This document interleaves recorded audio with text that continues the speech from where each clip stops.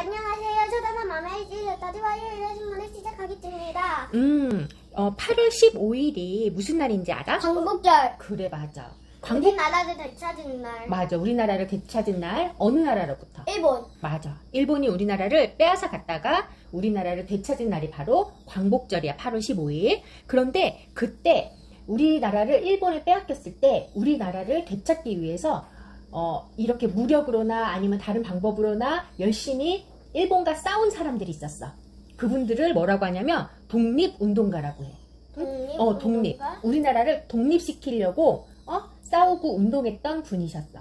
그때 굉장히 많은 독립운동가들이 있으셨는데 그 중에 한 분이 바로 오늘 할 홍범도 장군님이야. 이 홍범도 장군님은 이게 얼굴인가 여기에 있는?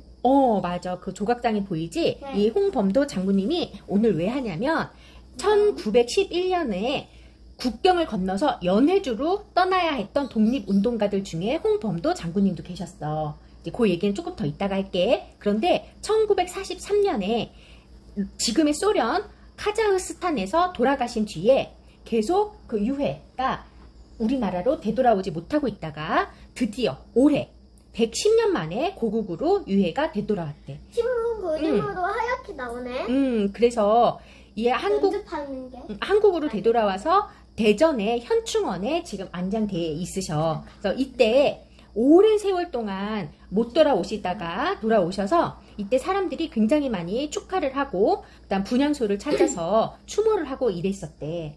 그런데 이분이 그러면 왜 이렇게 먼 타국에서 돌아가셔야만 했는가에 대해서 오늘 얘기를 해볼 건데 우리나라의 국권을 어느 나라가 빼앗아갔지? 그렇지, 일본이 빼앗아갔어. 그래서 대한제국이 일본에 강제로 합병이 된 거야. 그러니까 우리나라를 그냥 빼앗아간 거야. 그래서 이제 대한민국은 일본이다 이렇게 얘기를 한 거야. 일본이 그때 우리나라는 아니다, 우리나라를 되돌려달라 하고 싸웠었어. 열심히. 그 분들이 바로 독립운동가이시지. 그런데 이렇게 대한민국에서 싸울 수가 없는 상황이 된 거야. 왜냐면 일본이 이렇게 하는 사람들을 전부 다 잡아가지고 감옥에 가두거나 죽이거나 했기 때문에 대한민국에서 이런 독립운동을 할 수가 없었어. 그래서 멀리 간 게 어느 나라를 어디로 갔냐면 지금의 중국 땅인데 그 당시에는 만주나 연해주라고 불렀어. 그 땅으로 우리 독립군들이 그쪽으로 가서 독립운동을 거기에서 펼치기 시작했어. 그때 이 홍범도 장군도 그 연해주와 만주 땅으로 건너가게 된 거야.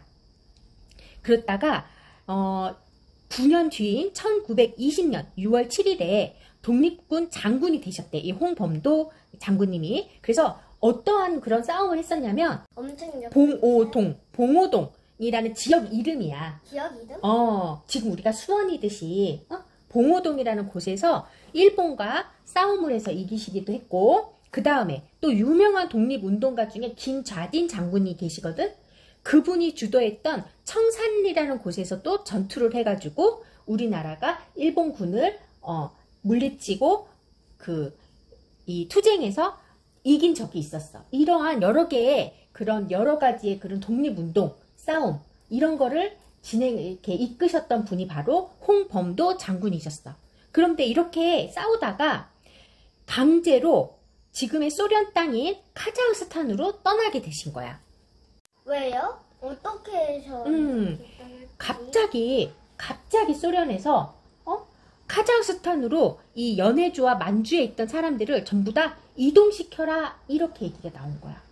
그래가지고 뭐 준비가 된 것도 아니고 갑자기 며칠 전에 잘 살고 있었는데 며칠 전에 모두 다 이동시켜 카자흐스탄으로 이렇게 된 거지. 그 왜 그랬는지 이제 또 얘기를 해볼게. 어쨌든 이렇게 해서 카자흐스탄으로 홍범도 선생님이 가게 되셨어.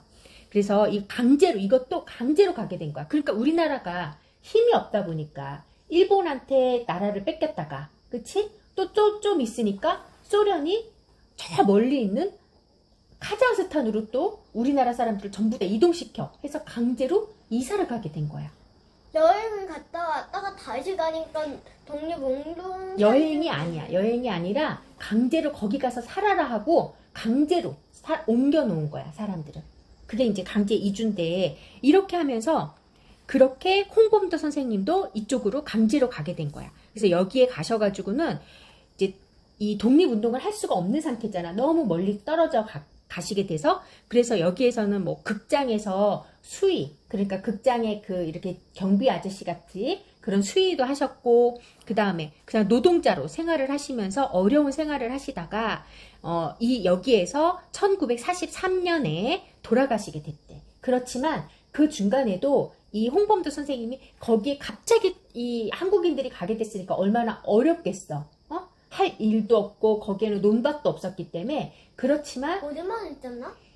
굉장히 척박한 땅이었대. 그렇지만 이 홍범도 선생님께서 그 우리나라 그때 이제 고려인이라고 했거든. 그 고려인들의 중심에서 정신적인 지주가 되면서 이렇게 많이 도와주고 이끌어 주셨다라고 해. 그래서 그런데 이제 이 분을 유해를 돌아가시고 나서 유해를 한국으로 모셔오고 싶었지만 여러 가지 상황에 의해서 모셔오지를 못했대. 뭐 북한이 반대하기도 했고 외교 문제도 걸려 있고 그랬는데 마침내 올해 모셔오게 된 거야. 근데 아직도 유해를 그러니까 돌아가시고 나서의 그 사체를 유해라고 해. 뼈라든지 이런 것들을.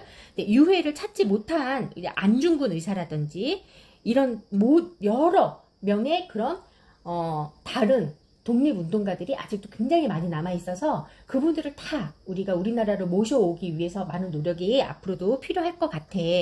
그러려면은 우리가 많은 관심을 가지고 있어야 되겠지. 네. 우리나라를 찾아주신 어려움 속에서도 찾아주신 분이셨으니까. 그때 그러면 엄마는 애기였겠네. 엄마는 태어나지 않았지. 그러면 아까 나유리가 물어봤던 거 얘기를 한번 해보자. 그러면 왜 강제로 소련이 카자흐스탄으로 우리나라 사람들을 이주를 시켰을까? 강제로 이사가게를 만들었을까?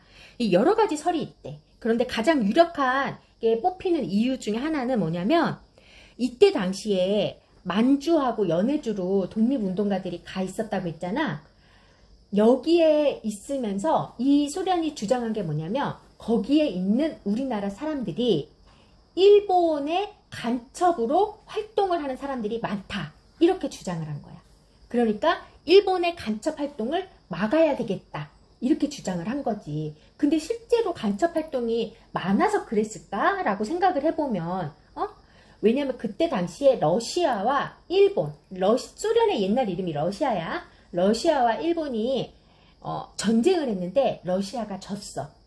그 진 이유를 러시아는 뭐라고 얘기를 했냐면 중국하고 한국인이 만주하고 연해주에서 일본의 간첩 활동을 했다. 그러니까 많은 정보를 일본에 줘서 일본이 이기게 됐다라고 주장을 한 거야.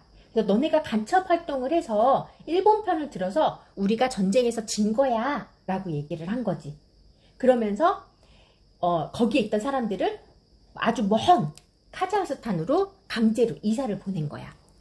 나는 일본이 보낸 줄 알았는데 러시아가 보냈네. 러시아가 보낸 거야. 그러니까 소련이 우리나라 사람들을 강제로 먼 카자흐스탄으로 보냈지. 그래서 지금도 카자흐스탄에는 이 한국 사람들이 굉장히 많이 살고 있어. 그때 당시에 강제로 보내져가지고 거기에서 굉장히 막 춥고 우리나라처럼 비옥한 땅도 아니고 척박한 농사도 지을 수 없는 땅. 다 정말. 그냥 모내고. 돌덩어리만 있는 바위만 있는 그런 땅을 우리나라 사람도 부지런하잖아. 다 개척해갖고 그렇게 좋은 땅 이렇게 삶의 터전을 만들어서 살게 되었다라는 거야. 그래서 지금도 근데 거기에는 왜 보내는지는 아까 얘기해줬지, 그치? 그런데 왜 그냥 강제 보내갖고 그냥 안 가면 되는 거 아닌가? 그런데 우리나라는 그때 힘이 없었어. 나유리가 지금 얘기한 게 굉장히 중요한 게 뭐냐면 안 가면은 됐잖아, 그치? 그렇지만 우리나라는 그 당시에 힘이 없었어. 힘이 없었기 때문에 일본에게 강제로 주권을 빼앗기는 일도 벌어졌고, 그리고 소련이 또 이쪽으로 가! 그러면 어쩔 수 없이 가야만 하는 상황이었어. 우리를 지켜줄 수 있는 나라가 없었어. 나라가 없는 거야. 그러니까 우리나라가 소련이랑 힘이라도 합쳐야지 이길 수 있으니까 그나마. 아니지. 소련이랑 힘을 합친 게 아니라 소련이 자기네 나라의 이익을 위해서 우리나라를 이용한 거지. 그렇기 때문에 나라의 힘이 없으면 결국에는 주변 국가에 의해서 이렇게 저렇게 계속 끌려다닐 수밖에 없는 거야. 그래서 우리가 우리 나라의 힘을 키우는 게 가장 중요한 거야. 알겠어? 그러려면 나라의 힘을 키우려면 뭐가 가장 좋아야 돼? 경제력이 있어야 돼. 경제력. 그러니까 돈이 많아야 된다 이 소리야.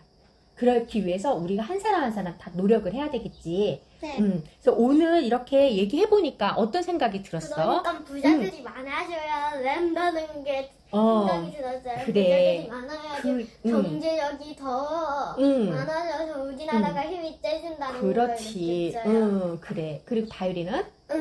나는 소련이 맨날 우리나라를 이렇게 지켜준다는 건 줄 알았는데 네, 그냥 우리를 조장하는 줄 알았어요. 소련이 우리나라와 좋은 관계인 줄 알았는데 그렇지 않다라는 사실도 알게 되었지. 소련은 우리처럼 민주주의, 자본주의가 아니야. 네. 중국이나 북한처럼 사회주의 나라야. 그래서 우리와는 달라. 소율이는?